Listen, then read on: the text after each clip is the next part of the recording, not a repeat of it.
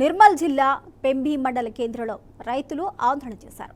ఆంక్షలు లేని రుణమాఫీ చేయాలని డిమాండ్ చేశారు. రాష్ట్ర ప్రభుత్వం రుణమాఫీ చేశామని చెప్తోంది, కానీ తమకు ఇంకా కాలేదని ఆవేదన వ్యక్తం చేశారు. రైతుల ఆందోళనకు బీఆర్ఎస్, బీజేపీ నాయకులు మద్దతు పలికారు. ఎన్నికల ప్రచారంలో భాగంగా హామీ ఇచ్చిన 6 పథకాలు పూర్తి చేయాలని బీఆర్ఎస్, బీజేపీ డిమాండ్ చేశారు.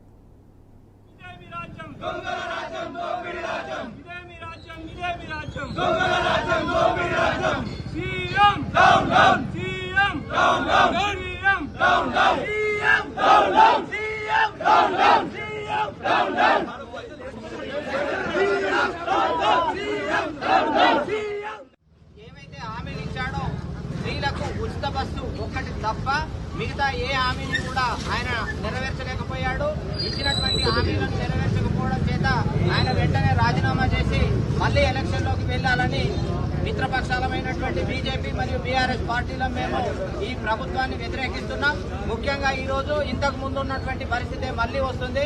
చెప్పులు వేసి ఉండకూడదు అని ఇంతకు గతంలో ఉన్నటువంటి సీఎం ప్రకటించిన దాన్ని ఈయన మళ్లీ ఆ ఎరువుల కొరకు కానీ మందుల కొరకు కానీ చెప్పులు పెట్టి నిల్చోవాల్సినటువంటి పరిస్థితి వస్తున్నది.